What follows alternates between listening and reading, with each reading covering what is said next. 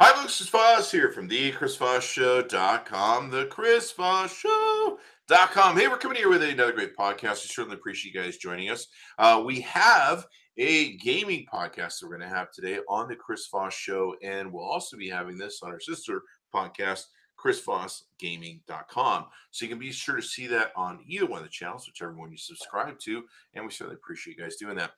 You can go to youtube.com/Chris Voss, hit that bell notification button so you can see all the wonderful shows we do on the Chris Voss Show and the other podcast channels. You go to Chris Voss Podcast Network to see all 7 podcasts that we have and be able to tune into some of the different ones that you like. Today, we are joined by a German game development studio called Chasing Carrots, and we have today with us Paul Lawitzki. Did I say that right, Paul? Yes, that's correct. All right. Well, welcome to the show, man. And what's your title there? You're the programmer and lead game designer. Is that correct there? Yes, that's correct. Yeah. Awesome. All the way from Germany.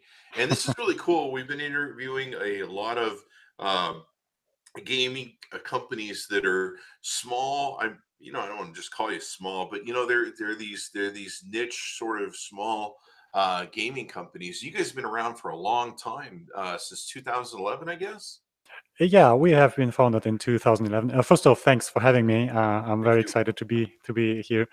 And yes, the company is quite. Yeah, we had a 7-year anniversary last year. That was, yes, I remember that. And I've not been in the company since the beginning. But I was involved in the Pressure Overdrive project. So I started as a freelancer, and then they hired me. They wanted to hire me from the start. I was a little bit reluctant, and they just convinced me because it's an awesome place to work, and I'm very happy to be here. And my title is mainly, it's 50-50 programming and game design for me. So I'm a game designer and a software programmer. I'm pretty involved in the game design part. I'm kind of I'm sharing the lead designer role with our co-founder Dominic, who is also the lead coder. And that's you're absolutely right. We are pretty small, and we like to stay small because it's somehow it's like a small family, and it's fun to make projects like this. So you guys are working right now on a 70s to 80s inspired business simulation game where you start as a hands-on entrepreneur in your garage. I thought this was really interesting. I was watching the video on it, and you grow your business to a large robot manufacturing company. And you've launched 3 titles so far: Pressure, a top-down shooter; Cosmonautica, a space trading simulation with a focus on crew management; and Pressure Overdrive, a complete overhaul of the first Pressure game, turning into a twin stick shooter. Pretty amazing. I mean, for 8 people in a company, you guys are pumped out almost 4 games now. Well, yes, it was. Yeah, it was pretty turbulent. Also, I mean, our prior titles, they weren't as successful as good companies promising to be, and that's why we're kind of like in a phase where success is kind of in reach. Before that, it was a little bit moderate. We kind of had to accept contract work to get money in, to be able to progress with our game development. But still, we gathered a lot of experience from that, and it's slowly it's getting much better. Yeah, and your games are self-funded. I mean, this is pretty cool. This shows that people can take and build, gaming projects. And I imagine with the success of Steam and other platforms that are out there, it makes it really easy for you guys to sell the game, get it distributed, get it promoted, and all that good stuff. And that's probably how we came across you guys. Make it so that everybody can make games. So you don't have to have you don't have to be a $1 billion company to make your own games. Yeah, that's true. I mean, the whole someone said, I think it was Rami Ismail. It's today. It's the time in which it never was easier to make games like today, and that's why so many games are popping up, and And we kind of went into the whole tycoon simulation genre because we we love this genre, we love this game, we love complexity, we love to have this intricate systems and interaction, and B, we kind of have gathered the experience to be able to actually produce something that works in this way, because it's not very easy to set up those systems that so they are fun, and we are still working on that to get the whole complexity in there, and also make it at the same time making it accessible. That's quite an interesting challenge. Yeah, I mean, in the old days, I mean, you had to have a fairly big company, a fairly big backing. You know, you see some of these powerhouse games like Destiny from Bungie, Yeah, or other games like Red Dawn Redemption 2, which they almost have to go into underground development for like 8 to 10 years and have to have billions of dollars in funding. And here you guys are able to, with platforms like Steam, be able to put these games together, launch them, and have fun, and then also be close to your community, which I find is true with a lot of these small game producers. That they're much closer. They're able to build their community yeah. and listen to it and adjust the games and adopt them. Where it seems like with a lot of companies like Bungie, they don't listen very well, or by the Mm. time they can listen and actually decide where to go with their ship, it's just a huge mammoth company. So it probably makes for much better gaming when it comes down to interaction with your gaming community, doesn't it? Yeah, yes, I hope so. We try to be as open as possible, which was in the past. It was we neglected that part in the past. We Mhm. just recently started to kind of be accessible. We are on Discord. We have a Discord server where we can talk one on one with the most engaged people from our community. We also are very active on the Steam platform. The early access release is already announced, and we are planning to have it in the middle of the year. And before that, we want to have like a closed beta. I'd like to call it a closed alpha, because a beta is usually always something that's feature complete, which we won't be, because and the most features will be introduced during the early access phase, and that's something I'm very excited about. Things like, for us, it's things like multiplayer gameplay. So you can kind of start up your company with your friends. You Mhm. start in a garage, and you have like multiple people you can interact with. Mhm. But the thing is, I mean, the unique selling point in this game is you're not like an omnipresent manager who's hovering above the whole thing. It's still an isometric game, but you're still controlling one person.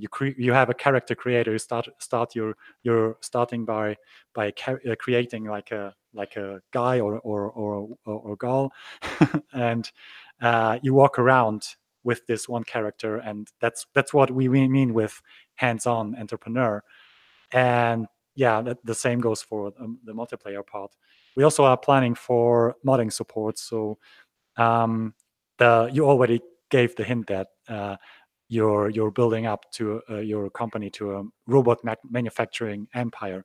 So the initial idea was to have a company simulation in general, but Mhm. then we had to settle on some sort of product. You couldn't just do like the Acme thing, produce everything, because then you would go down a rabbit hole, and that would kind of be very difficult to realize. So we kind of thought about, what's the most interesting product we can come up with, and somehow, yeah, robots are cool. Why not robots? I Sure. mean, you can do so many things with robots. They're so versatile, and they can be very simple or very complex. And so that's why we started with that, and said maybe with modding you can add other things like food, for example, or many different things, cars or stuff like that. Yeah. Yeah, the I thought it was kind of funny. You can play CEO and you can build your own business, and you can go through the whole thing where you have to develop your products and then hire other people and build a team around you, and it's just like you would with a company. Mhm. Um, if I start the company in my garage with my multiplayer friends and I decide that I don't like them anymore, can we have a big friendship, breakout, partnership, fallout, and then giant lawsuits and stuff with each other as we fight over the company? That would be cool, but I don't think that will be a feature in the beginning. I made the mistake in the past to overpromise in terms of features, and Yeah, I'm kind of cautious because I mean you heard probably about the story behind No Man's Sky. No Man's Sky, for example. Yeah. Yes, but on the other hand, we all are big fans of Peter Molyneux, for example. uh, This guy is really an inspiration to us. And there was once an interview with him, and I was shocked because the first question in this interview was, "Peter, are you a compulsive liar?" And because Peter Molyneux is known for, or was known for, overpromising on his yeah. games. And I wouldn't say he's a liar, and because I fell in the same trap. I was there. I saw I was on a big show and was talking about the game, and I found myself promising things that I couldn't really guarantee because it just shows your passion about the game. Yeah. You're so passionate about things. You want these things that you promise. You want them into the game, and you take them as facts, kind of. Yeah. And that's very dangerous. That's why I try to keep back a little bit and not And then later overpromise. you're like, well, we got to Yeah. scrap that because we got to do this other thing, and that's got to go Oh, on. You're like, I already promised that. oh yes, the amount of things we already scrapped from the game, or we completely 100% we done is astonishing, is shocking, but it is necessary to get a very good result, good product that is fun to play. Mhm. Yeah, that's definitely true. So, how much is an impact of this democratization of games, being able to put stuff on Steam, being able to sell titles directly? You don't have to have a distributor like Activision or somebody you have to go have a offer relationship with. Um, and I mean, how does that work for game designers now? Because I mean, you go on Steam now and like, holy crap! And Yeah. now Discord now has games, and then there's one or two other titles that have games. I forget what they're called, but they have some games that you just pay monthly, and you can play all these freaking games they have on their platforms. Well, yeah, it's safe to say that the market is quite saturated, and it's Mhm, hard to get a foot in there. I mean, 7 or 6 years ago, it was like a gold mine, kind of. mm, It was like the indie game renaissance. Everybody was jumping on the train, and I was still in college while that happened, and no, I wasn't in college actually. I was just finishing. Yeah, I was right out of college, and kind of it was scary for me because I was kind of feeling like I'm missing out because I wasn't making games back then. I wanted to make games from the beginning, kind of since I played the first game. I wanted to make games, and I went into engineering and I realized, oh my god, I want to be part of that, and that was justified, it turned out. uh, Because yeah, that happened. The game market has grown, but it also there are a lot of there's a lot of competition, and you have to find your niche, and that's what I believe we found our niche. We found this mhm, tycoon genre, which is still kind of there aren't so many tycoon games out there, and particularly not that many that look great. And we have very, very talented artists. I'm always in awe when I saw something, see something, what they come up with and what they do, mhm. and that's also quite a good selling point, I guess, for a good company. And I'm looking forward to see people play the game. Do you find that the community builds pretty good around you, where when somebody likes one of your first games that you guys have launched, they're buying the next games that you guys are putting out? I'm not sure about that because the communities about uh, our past games weren't that Mm, big.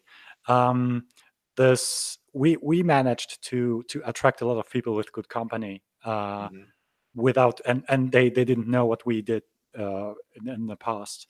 Hmm. We had a little bit issues, for example, um, with Cosmonautica. Cosmonautica was actually a very interesting concept, and it was very fun.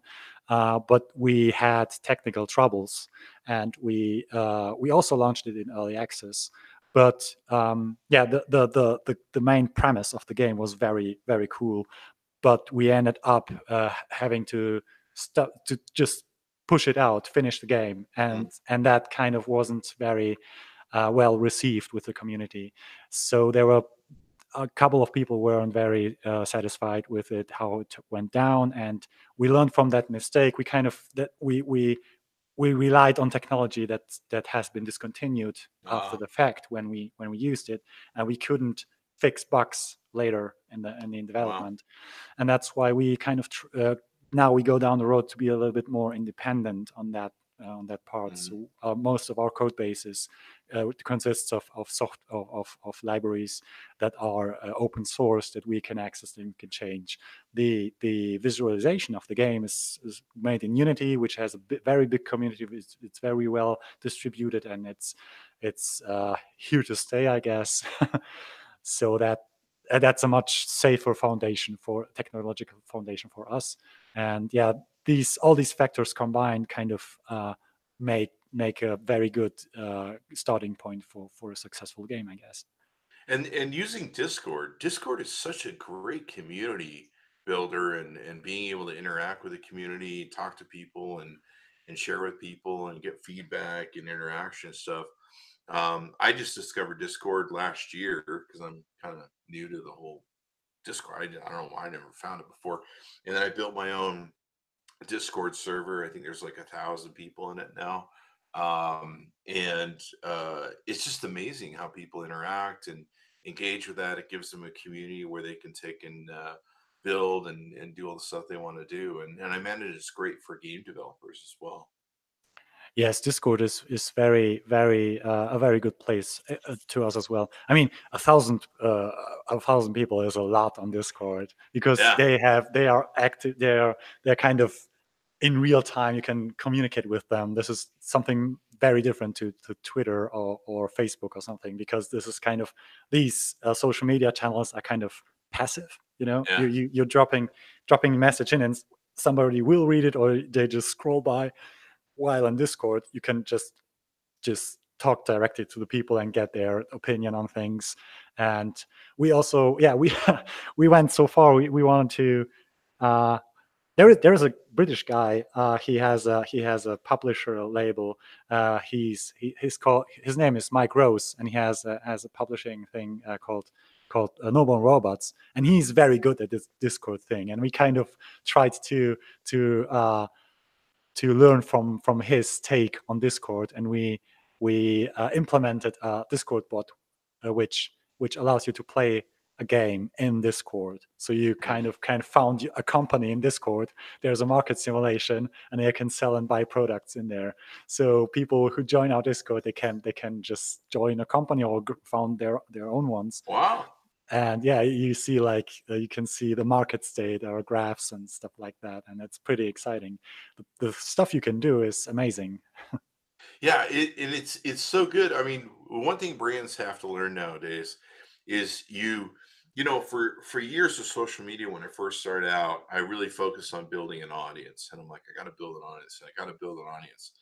And then I realized along the path somewhere that I not only build an audience, but I needed to build a community forum for that audience, so they could sit around and talk about me and whatever the hell crap I was talking about all day long. And I really struggled with different forums, and trying to put a forum on the Chris Voss Show, that was a nightmare and a mess, and just ended up screwing up the site. And then finally we just had to shelve it. And people like forums for a while, and then they don't like forums anymore. And then trying to find different places for this. Facebook groups were kind of good for a while. I think they're still kind of good in some sequences, but they seem to be have tapered off.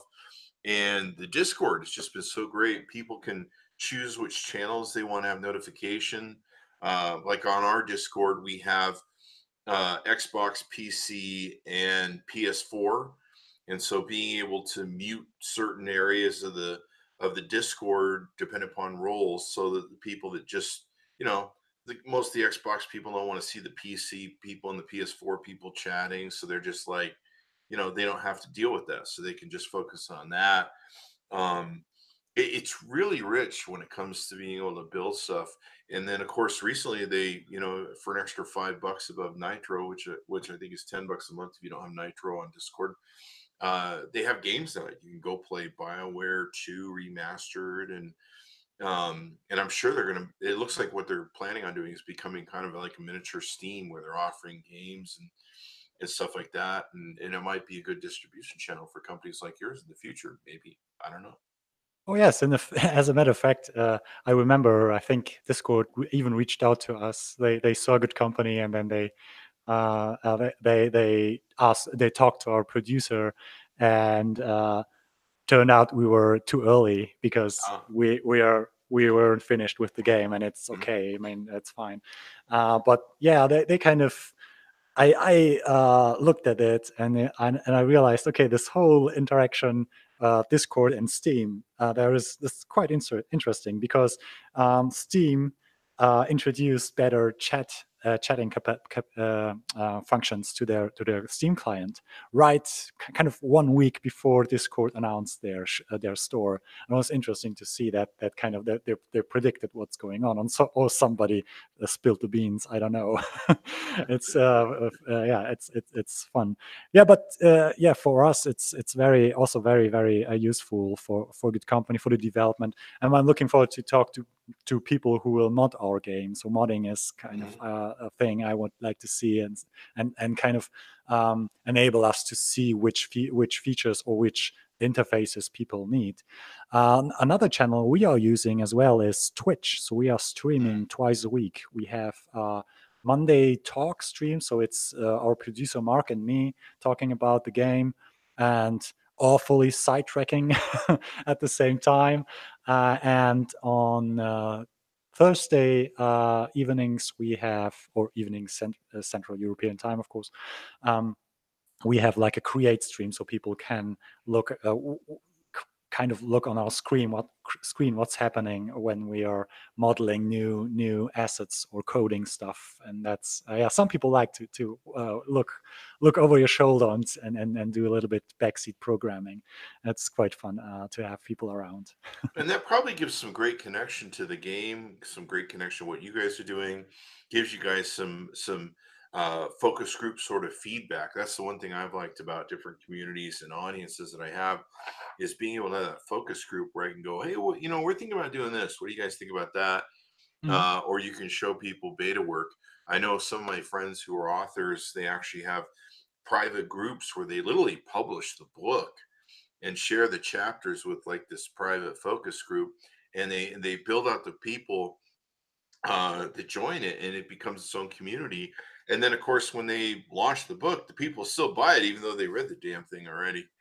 And you're just like, but creating this play space for your community, and then building it so it surrounds your company, and then it's ready to roll as soon as you go to market, is a great pre-marketing technique, and being able to really sell stuff these days. Yes, absolutely, I agree. But we also have a lot of help from our publisher. So Mhm. we kind of yeah, that's a very exciting thing.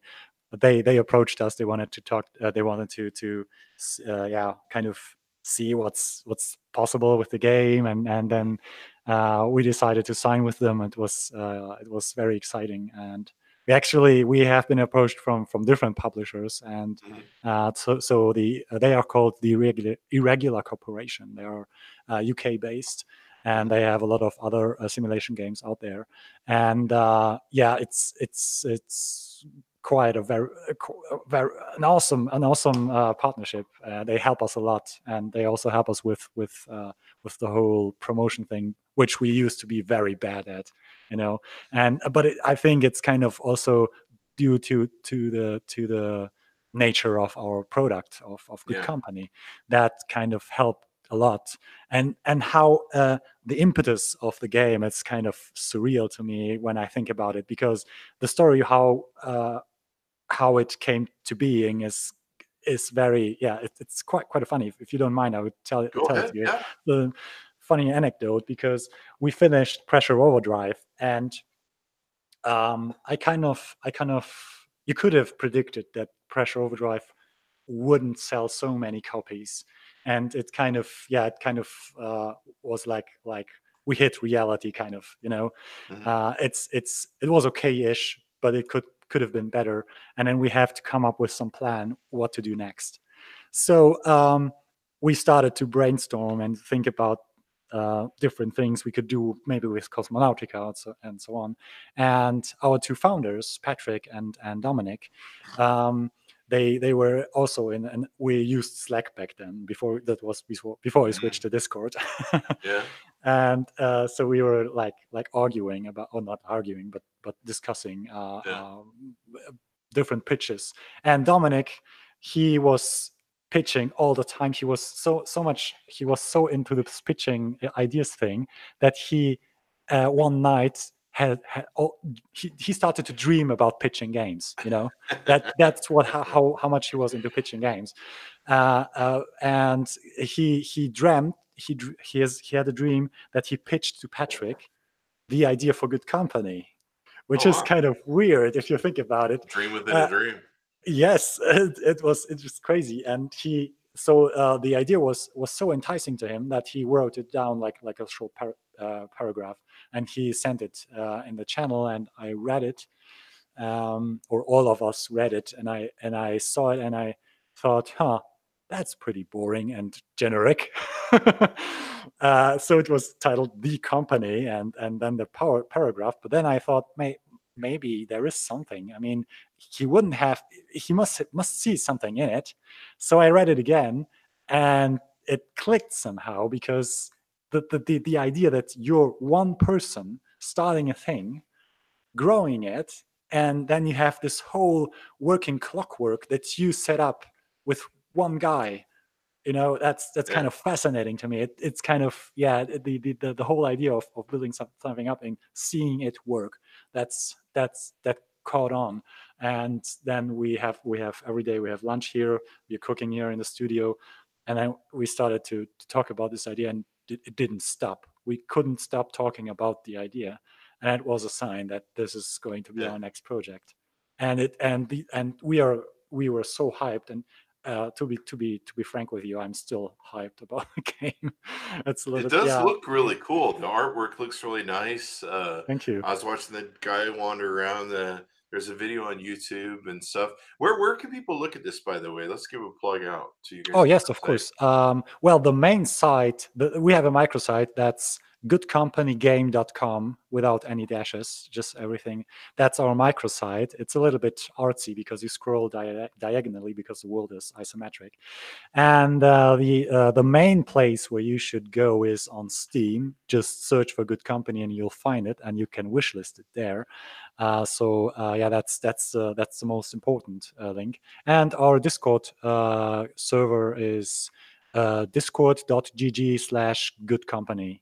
Mhm. And so you can join us there. And if you want to see us on Twitch, it's also Twitch TV /chasing carrots. Yeah. Twitch has just been something else. Like Yeah. it's so funny. I was at E3, I think back in 2013, 2014, and I have my YouTube channel. We were making lots of money doing reviews and stuff and phones and things. And I ended up sitting next to one of the early Twitch VPs, and she says to me, she found out a YouTube channel. She's like, "We know, what do you do?" And I got a YouTube channel, and we do games and stuff. And she goes, "Oh, we're this Twitch company, and we you know uh, we have people making like 20 grand a month over here playing video games on TV." And I'm like, "What the hell is Twitch? What does that do?" And it was just barely people are starting to really learn about it in the community. And she goes, "Yeah, it's people that watch other people play games." And I'm like, "That's the dumbest thing I've ever heard of. Why would why would anybody want to watch other people play games when you could just go play games yourself, right?" That's like, and really logically, I should have went, well, people do that with football and every other sport. But but I just thought it was dumb because I just was like, I was thinking as an adult too, because a lot of kids can't buy every single game, whereas an adult you can. Um, and I was just like, no, I'm not bringing my channel over there. I don't know what the hell you guys are talking about. Man, talk about one of the few things I've been super wrong about in life. And Twitch is now, almost getting to be bigger than YouTube, the way it's going, the way gaming's going, the way e-gaming's going. I'm just waiting for the Olympics now to have, e-gaming on the Olympics. And and it's a great platform. In fact, it's becoming great for podcasts. We're uploading podcast episodes to it now. Um, and yeah, if you want to build a community, interact with your community stuff, it's a great place to do that. I think it's probably better for gaming than YouTube ever it is, even though YouTube's tried to step into the gaming sphere. Yes, that's true. Absolutely.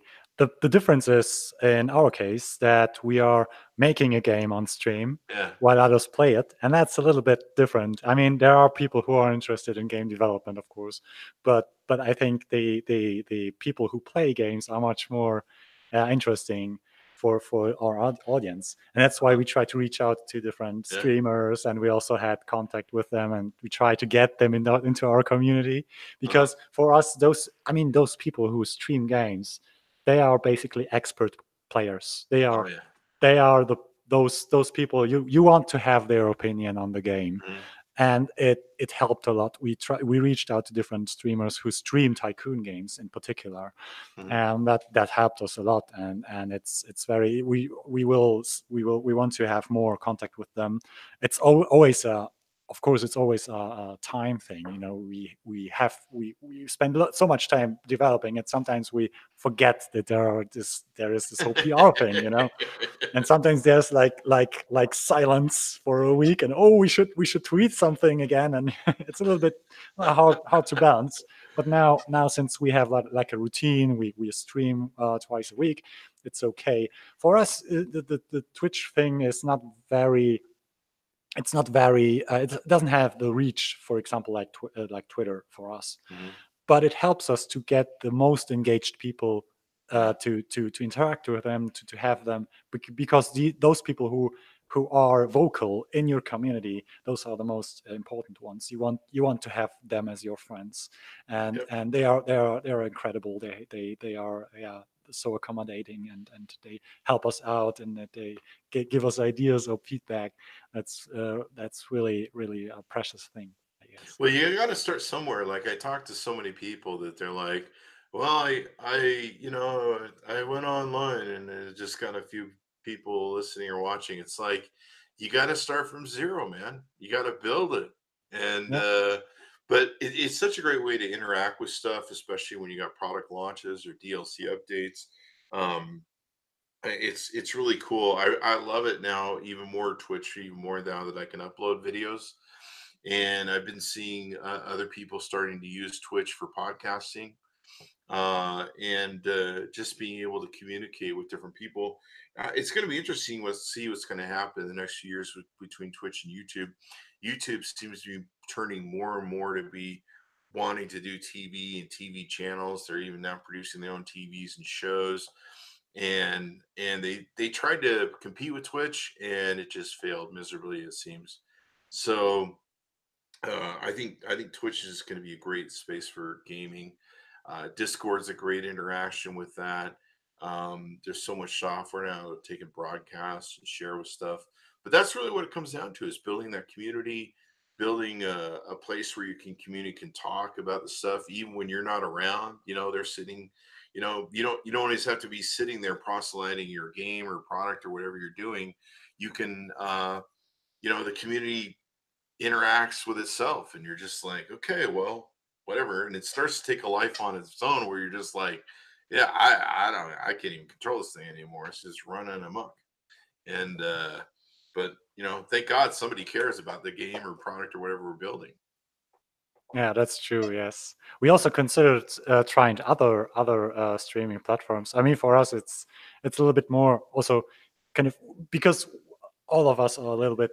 Each of us is a little bit compared to the average streamer, I guess, a little bit more timid, and it's kind of an exercise for us to get out of ourselves and be more open to people. So when you're on a show, you're not like, maybe like this, losing this awkwardness. It's very helpful. Also, practicing your English language skills, because that's very useful for you. Because it's something.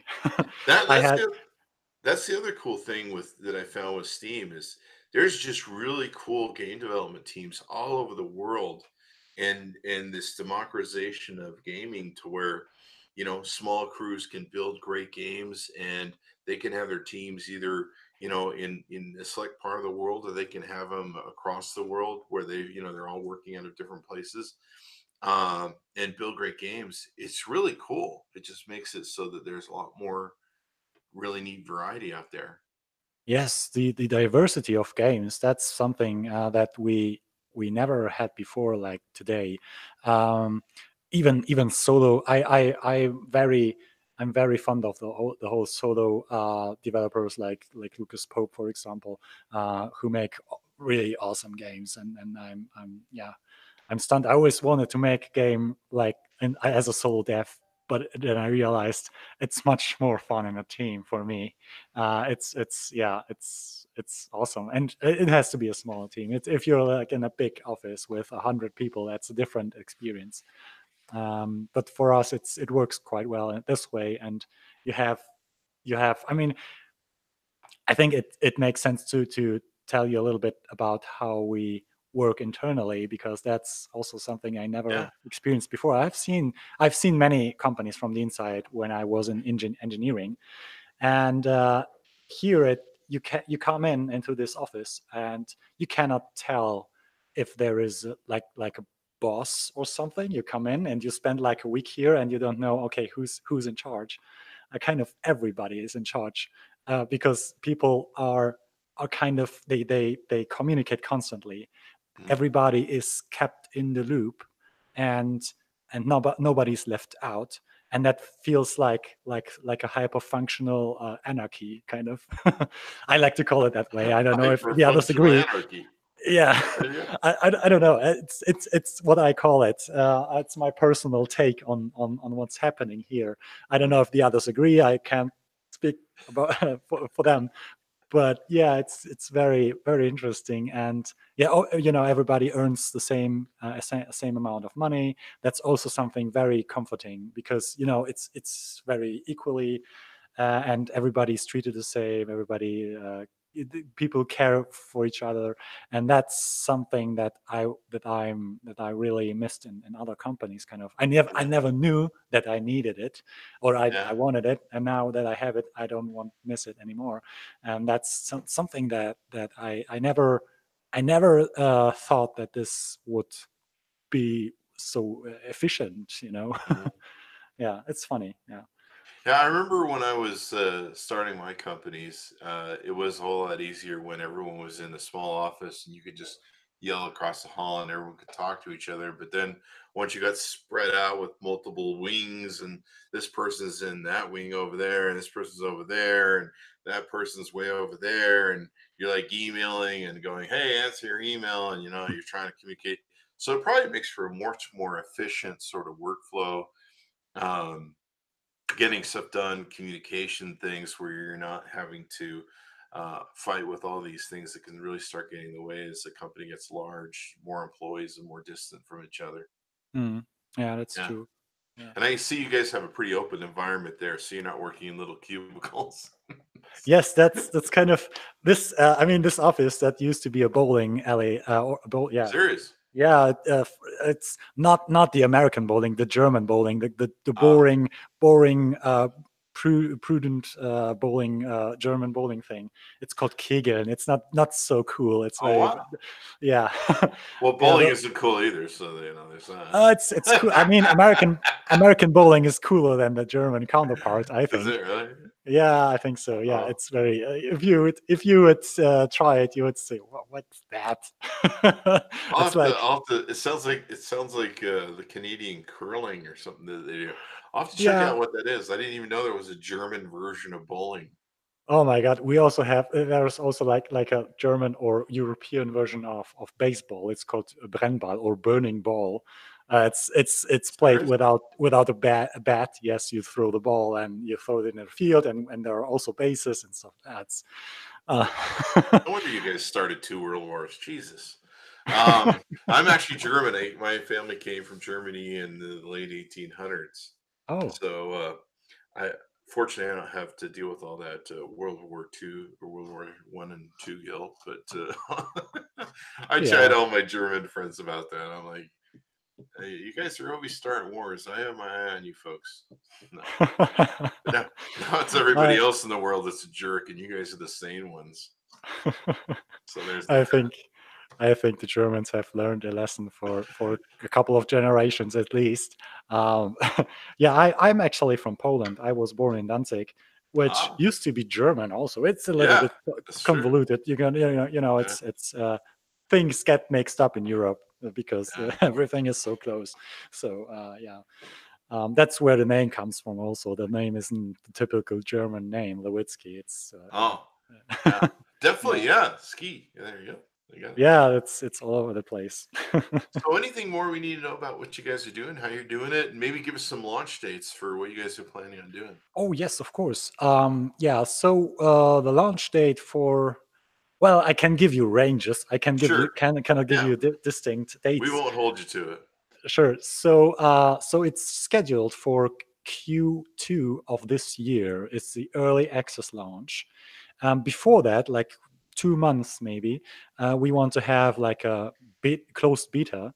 I'll like to call it alpha, as I said, and so it will be the early access launch will be somewhere in the middle of the year, pretty exact in the middle of the year. I hope so. I hope it doesn't get delayed, as you know how things go. And after that, our expectation is that we will be in the early access phase, where we will be constantly adding features for about, let me guess, 8 months Uh-huh. ish, kind of. We don't Wow. know, maybe a little bit longer. And then there will be a final release, and I hope my hope is that we will work on it much longer after that, that we will expand on it, that we can add more content to it, because I see a lot of potential there. Because when we started talking about the game, so many ideas popped up, because you can get inspiration from the real world and incorporate it into the system. And yeah, I would like to add more stuff to it. It's, for me, it's like a platform of a game, like a thing that usually games, when when you throw the game, you throw it out, and then people buy it in the first week, and after that you have like a long tail, and you sell a couple of copies up after that, and that's a lifetime. But I would like to go for longevity of the whole project. That would Mhm. be very, I would be grateful if that would turn out that way. Do you guys Yeah. launch DLCs to keep the community going and active and stuff like that, or? I hope so, that we will get there. It's hard Mhm, to tell now because it's very early. mhm. So the release will be next year, the final release somewhere next year. I cannot tell exactly when, because it depends on how long the early access phase will go. Uh, but yes, I would like to have DLCs that are worth its money. So you get some Yeah. DLCs a little bit. You pay $5 and you get a skin. That's nothing that I would like to buy. I would like to have really new game mechanics, new systems, more content, and stuff like that per DLC. That's worth it. Uh-huh. That does expand the game Yeah. yeah, you know what I mean. I Sure, yeah. would like to have more gameplay for the dollar you're paying for it. Yeah. So yeah, I would love to have that. Sure. Do you know what you guys gonna be charging for Good Company yet? Or you launch it free and then sell DLCs, or how do you guys usually launch? I think we will be in the typical ballpark of between 20 and $30, Hmm. something like that. Hmm. But yeah, no promises there. It also we will talk to our publisher. They kind of also like in this region. So yeah, $20 to $30. It's And that's a good probably quite average fair. for a lot of Yeah, Steam games that I see and yeah. stuff. There are some people that launch the free games, and then if you really want the good stuff, you got to pay the DLC, which is usually about that price. Mm. Um, but I think it's great. I think there's this wonderful democratization of games, gaming companies. There's all sorts of different places you can play these things now. It just seems like every day someone's popping up like, "Hey, you can play games over here," and I'm just like, in fact, there was another company I was trying to remember what it was that now offers games. You pay like a monthly fee. It's mostly older games. Utomic. Uh, Utomic. Oh yes, I know Utomic. those guys. Yeah. They are Dutch. Oh, I actually know a couple of people from there, and we Yeah. meet always on shows on Gamescom, for example, Yeah. and I also was in Utrecht on a Indigo show, and those are very nice people. They are really cool. Yeah. We And were it's always, oh hi, Mark Frank, how are you? And these people are really, they asked us to release on Utomic, but it depends on what the publisher sure. sees and what how it looks. Yeah, they are great, but you still have to evaluate Yeah. the thing. But yeah, they are great But guys. certainly more places they can have to distribute your stuff. I mean, some of these companies like Discord and EA, of course, has their thing where you pay like Mhm. $15 a month. You can access all the EA games, and then Utomic. They just flat monthly fee. It's probably not good for maybe some of your newer games that you're coming out with. Maybe some of your older games that are at the end of their life cycle might be good for those to get extra money. But I think it's great. There's just these different platforms that are launching, expanding. It's just not Steam anymore, Yes, and that's true. it probably gives you guys a lot more opportunities, especially in the future, for different revenue streams. Oh, absolutely. As a matter of fact, Pressure Overdrive is on Utamic, I think. Yes, yes, I'm pretty sure it's on Utamic, Oh, cool. and also this was why breaking news like that that Epic started their store, Mhm. and I had a look at it, and it's yeah they went the route that they kind of accumulated like a set of exclusives for their platform, so Mhm. that's kind of also a strategy. So you have to be Yeah, on the Epic Store to get those games early. yeah. That's also quite interesting. So it's I think Steam is still the major player there, Mhm. and I think these platforms that are popping up, they need to have a long breath to compete with Steam at some point because the community Yeah, is so big. So let's see how things turn out. Maybe in yeah. 10 years, how things will look. It's going to be quite Yeah, it'll be interesting. interesting. In fact, we saw that with Origin recently, where Origin launching an Anthem, they gave it to their platform for Origin and their standalone thing that they have. You got it. You could get it a week ahead of time before you can get it on Xbox and PS4. And basically, the whole concept was to get people to subscribe to the Origins model, 15, $16 a month or whatever it is that I have, and then that way they have that containment system and they have their own platform, I guess, if you will, Yeah. and Yeah. so there it is on PC, but they control it, and it's not, they're not quite at the mercy of PS4 and Xbox anymore. So the real democratization of these platforms, and to me competition is good. I love seeing lots of stuff of this because it just means that consumers have more options, they have more availability, more competition, least lower prices, and better things for everything. And then of course for small people like you guys, people that are willing to work with you guys, as opposed to like Sony going, I don't know, what, that sort of thing.